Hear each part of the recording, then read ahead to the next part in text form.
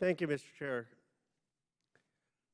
You know, we have a tendency in this place to always run down everything Congress does or that Washington does.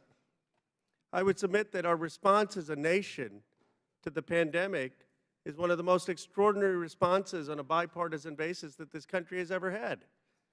We had 22 million people out of work with the pandemic. Most other nations around the world followed austerity politics. They didn't have enough aid. We spent, on a bipartisan basis, $5 trillion to make sure that millions of people got back to work, to make sure that we have a 3.5% unemployment rate, not a 10% employment rate, to make sure that we didn't have a depression in this country, to make sure that 6 million people didn't go into poverty. That was what unemployment insurance extension was about. We voted not because it was going to help red states or blue states. We voted because it was going to help the United States of America. And we learned the lesson of the Great Recession that the stimulus then, which the Republicans opposed, was actually too small, that we needed to go bigger. And the person who realized that was not just the Republicans, it was Donald Trump. $3.3 trillion of the spending we're talking about was Trump-oriented spending. My first question to you is, what percent of fraud are we talking about on the $5 trillion? Is it less than 2%, 3%? I mean, what percent are we talking about? Congressman, at this point, I'm not in a position to tell you Ballpark. precise. I have no idea at this point. You don't know? Is it less than 50%? It's less than 50%. Is it less than 10%? There are some programs. I'm not sure where. Overall, are you saying there's a possibility?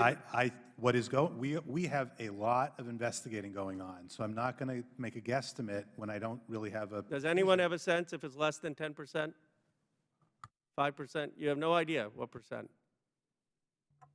There are still hundreds of cases that are being investigated. So well, let me ask this. Is there any evidence that the fraud is higher on the $1.8 trillion that was allocated under President Biden's rescue plan as opposed to the $3.3 trillion that President Trump signed off on the CARES Act?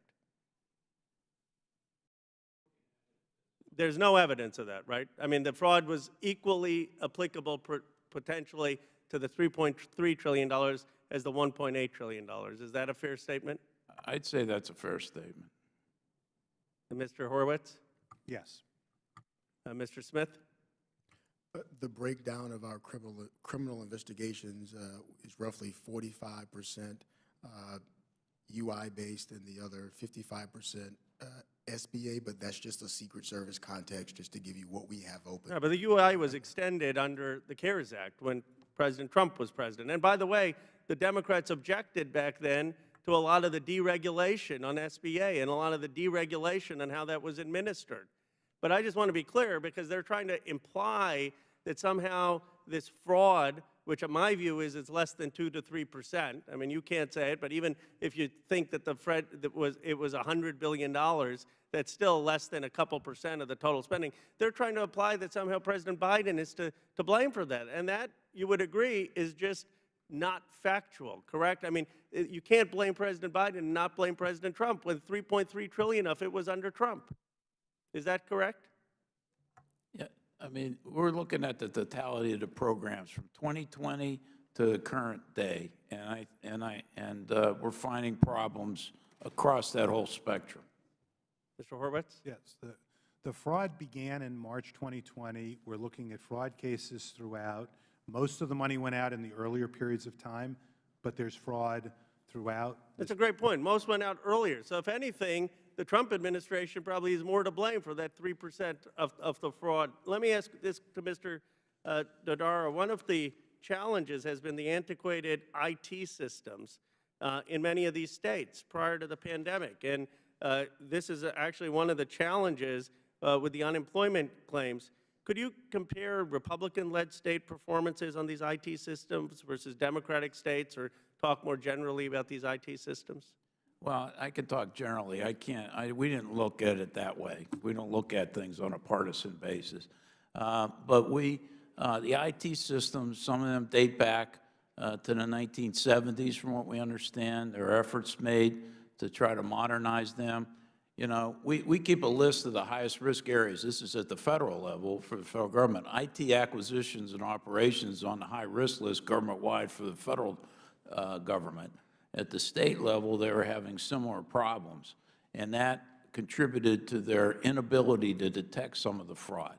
They weren't able to do matching on some cases in some of the larger states, and with the volume of claims that came through, they needed to have automated processes. In some states, they were doing it manually, you know, visually, just trying to. That was one of the big reasons for the fraud, right?